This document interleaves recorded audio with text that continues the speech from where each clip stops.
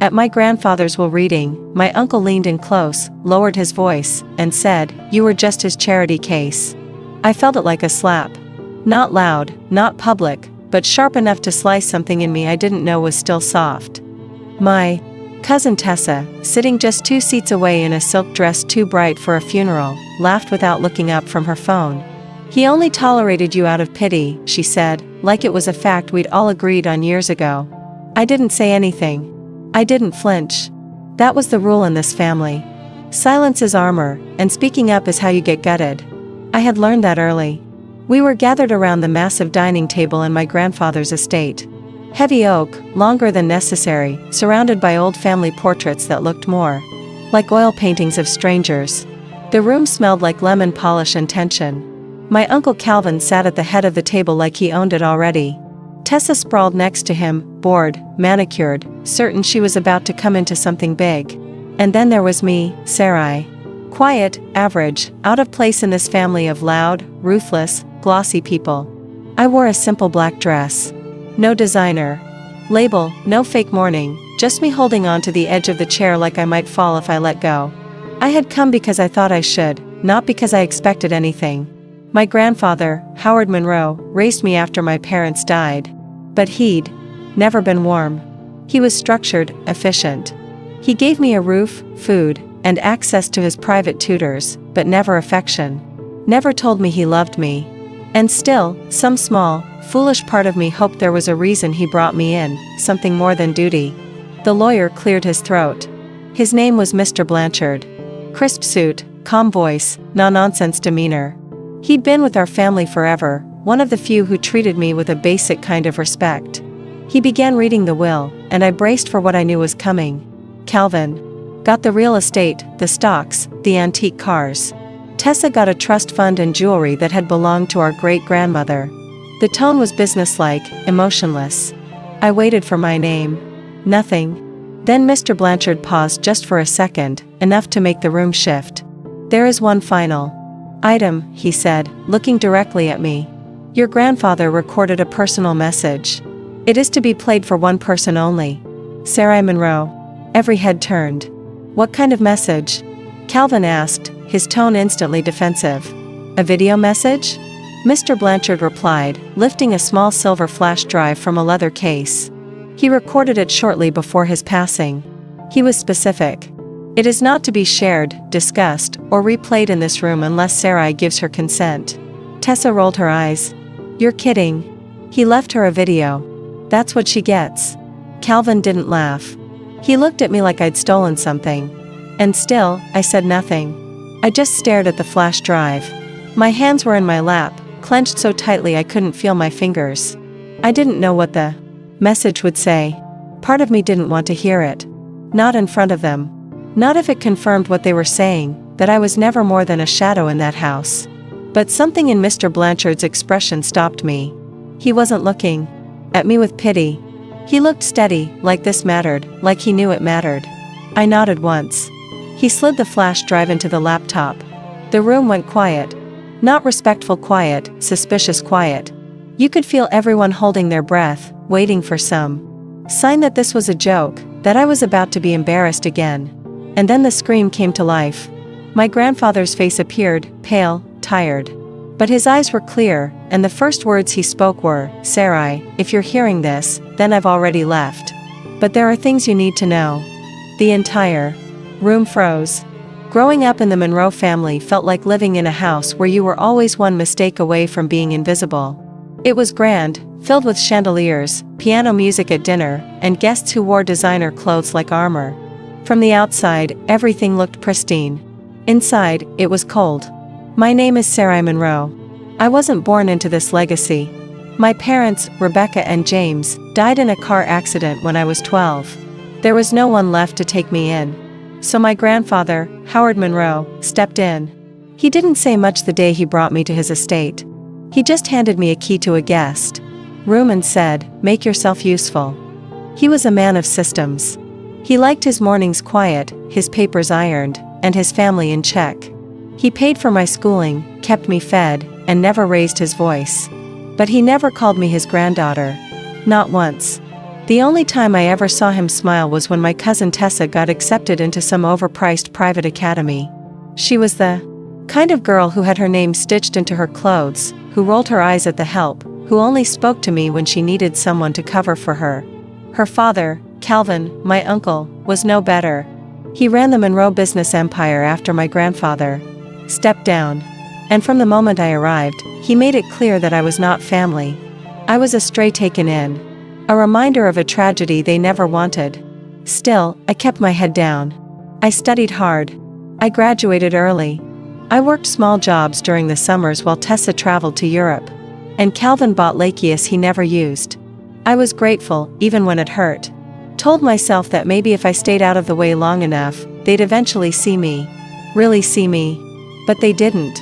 Even after I moved out at 21, I sent my grandfather birthday cards. I visited when I could. I brought groceries when I knew the staff was off. He never asked for it, never thanked me either. He would just nod once and go back to his crossword puzzles. When he passed, I didn't cry the way I thought I would. I felt like something ancient had finally gone still. The funeral was tasteful, expensive, full of people who called him a legend and a force. I stood in the back, not because I was hiding, but because no one offered me a seat near the family. Not that I expected one. 2 weeks later, I got the email from Mr. Blanchard, the family lawyer, formal as always. He requested my presence at the Monroe estate for the reading of the will. I debated not going. I already knew what was coming. Calvin would get everything.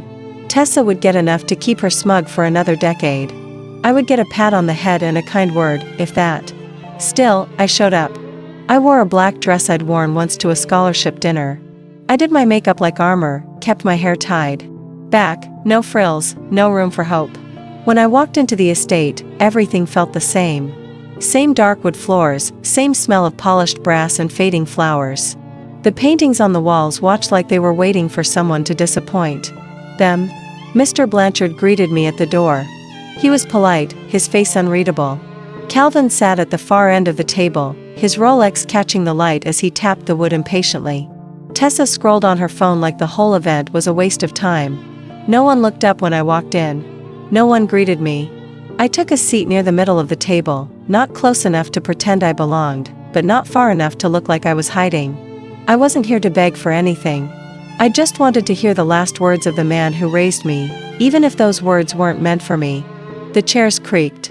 Mr. Blanchard opened the folder, and everything I thought I knew about this family began to crack. The will reading started like a transaction. No tears, no sentiment, just Mr. Blanchard's calm voice cutting through the silence of the room. I sat perfectly still as he unfolded the legal documents in front of him and began reading. To my son, Calvin Monroe, he began, I leave full ownership of the Monroe Properties portfolio, the Eastwood cabin, and the contents of my safety deposit box at First Federal Bank. Calvin didn't react. He sat with his arms crossed, like he had expected this all along.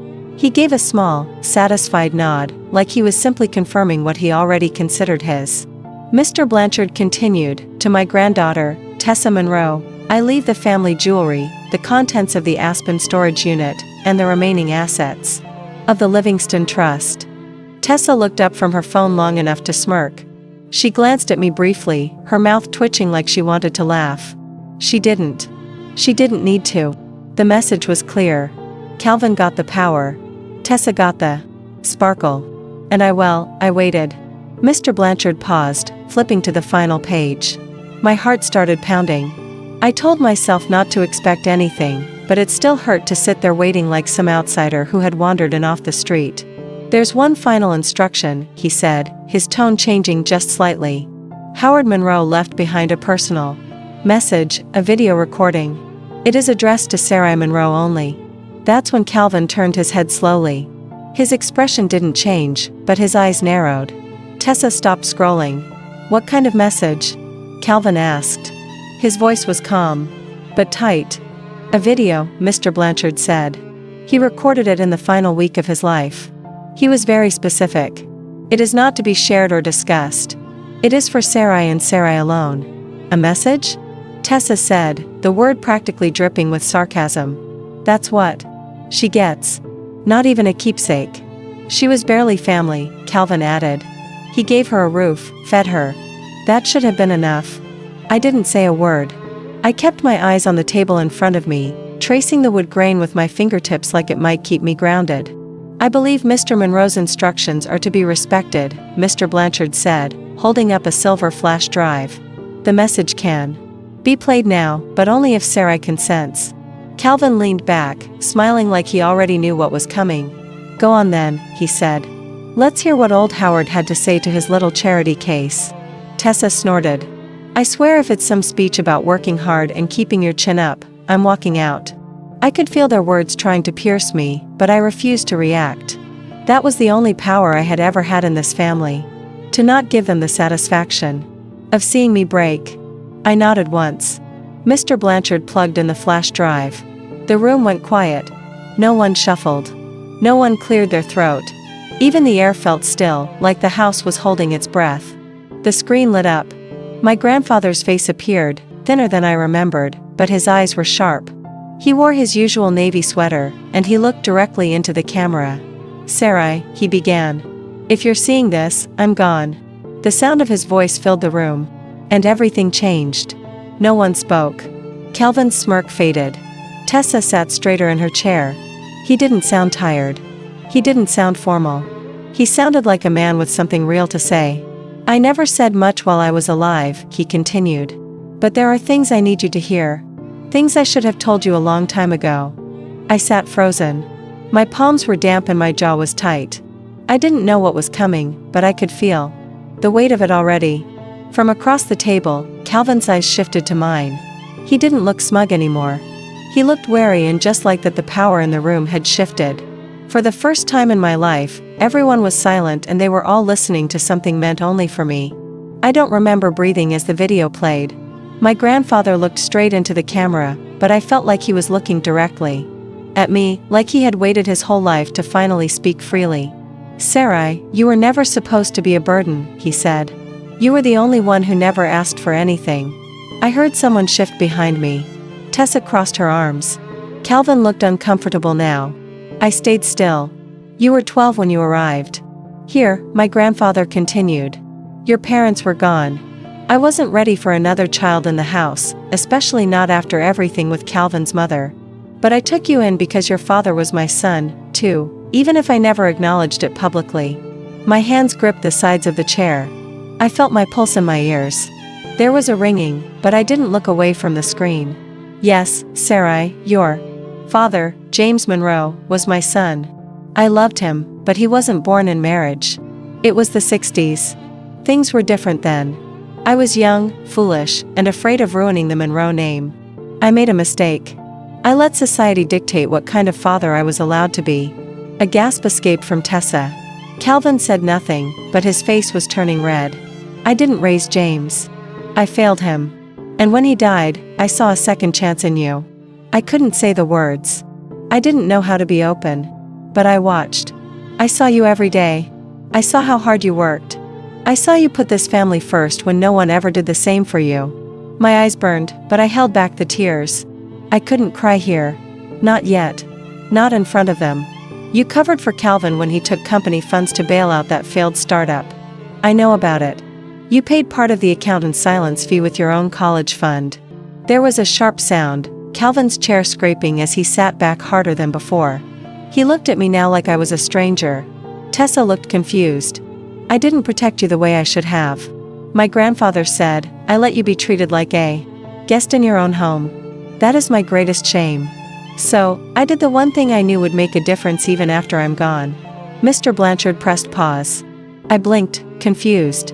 There's more, he said, standing slowly. But before we continue, I need to state something for the record. He reached into his briefcase and pulled out a slim black folder.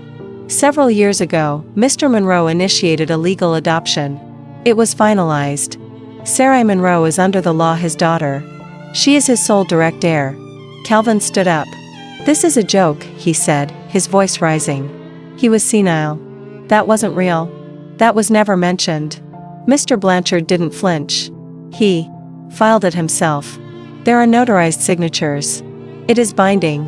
Tessa stared at me like she was trying to reprocess every conversation we'd ever had. Calvin leaned forward, gripping the edge of the table. "You knew about this?" he demanded. "No," I said, my voice steady. "I didn't. And that was the truth. I never knew any of it. I never imagined he would go through legal steps to claim me as his own. I thought I was just someone he kept around out of guilt. But now the entire foundation of my identity was shifting beneath me." Mr. Blanchard continued, "As the legal heir, Sarai now holds majority control of Monroe Enterprises. The estate's main residence and corporate voting rights transfer to her as per Howard Monroe's final will." The air felt heavy. Every eye in the room was on me. Not with pity, not with amusement, with something closer to fear. I was no longer the girl in the corner. I was the daughter, the heir, the one person Howard Monroe had trusted with everything. I turned back to the screen. My grandfather's face remained still, frozen in mid-thought before the final segment would play. I nodded. "Keep playing it." Because now I needed to hear everything. Mr. Blanchard pressed play again, and my grandfather's voice returned. His tone was steady, but there was something different now, something heavier. He wasn't just leaving behind instructions. He was telling the truth for the first time. "I built Monroe Enterprises with one goal in mind: legacy. I thought that meant wealth, properties, the Monroe name on buildings. I was wrong." He paused for a breath. "Not out of weakness, but deliberation. Legacy is not in the things we leave behind. It's in the people we shape and the ones we choose when the world says not to. Sarai, you were never just someone I took in. You were my second chance. I failed your father. I didn't deserve the right to raise his child. But you gave me that chance anyway." Calvin had sunk back into his chair, his jaw clenched, his eyes dark. He wasn't angry anymore. He was unraveling. Tessa stared at the screen like she was watching a stranger speak her grandfather's words. "You were the only one in this family who never lied to me," my grandfather continued. "You never used my name to get ahead. You never asked me for favors. Or tried to manipulate my decisions. You earned everything you have, and I made sure no one could take it away from you." My throat tightened. Every memory rushed back in waves, studying alone at night while Tessa partied, skipping meals to save money when I was too ashamed to ask for help, fixing the leaky sink myself because the staff wouldn't bother. I thought no one noticed, but he had. "I know this will anger them," he said plainly. "Let it. They had my attention their whole lives. You had my respect. That is why I've left the controlling shares of Monroe Enterprises to you. All executive decisions now require your approval. You don't need to play by their rules anymore." There it was. The words hung in the air. Undeniable. Calvin shifted in his seat like the room had suddenly become too small. His empire, his boardrooms, his meetings. It all belonged to me now. Tessa looked lost, the arrogance gone from her face. My grandfather leaned forward slightly on the screen, his voice lower, more personal. "Don't waste time proving yourself to them. You already did. Walk forward. Take what's yours. You were the future of this family the moment you walked through my door 12 years ago." I was just too proud to say it. He looked down for a moment, and when he looked back up, his voice softened. "If there is one thing I want you to remember, it's this. You were never a burden. You were my redemption." The screen went black. No one moved. Not a whisper, not a breath. I looked at the table in front of me, then across to Calvin. His face had hardened into something unreadable. He looked like a man who had just seen everything he built handed to someone he never considered worthy. Mr. Blanchard cleared his throat. Gently. "That concludes the contents of Mr. Monroe's final statement."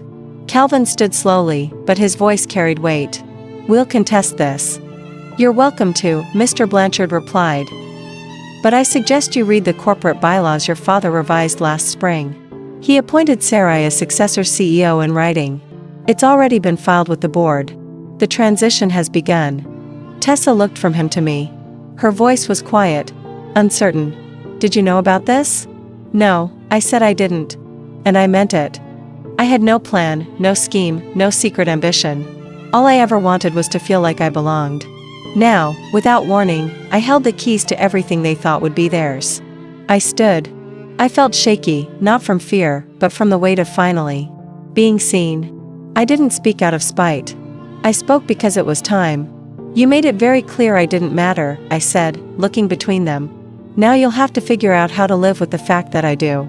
And then I walked out of the room, not because I had anything to prove, but because for the first time in my life, I didn't need to stay and listen. I didn't go back into the house after that day. I left the estate and walked to my car without looking over my shoulder. The air outside was crisp, the kind that makes your lungs ache in a good way. I sat behind the wheel, closed my eyes, and breathed for the first time in what felt like years. It wasn't about the company. It wasn't even about the money. What shook me was hearing him say it. He saw me. My grandfather, who had never once said he loved me, had left me the truth. In that room full of people who spent their lives measuring worth and power and inheritance, I finally had something real. I had a name that meant something. Not because it was Monroe, but because he chose me. Over the next few weeks, everything changed. Mr. Blanchard handled the logistics. He was efficient and direct, checking in often but never intruding. The company board scheduled an emergency session to confirm the transition. Calvin didn't attend. He sent his lawyer instead, who delivered a stack of paperwork trying to freeze the transfer of control. It failed. Howard Monroe had been meticulous. Tessa posted a vague message on social media about betrayal and family politics. I didn't respond. I didn't need to.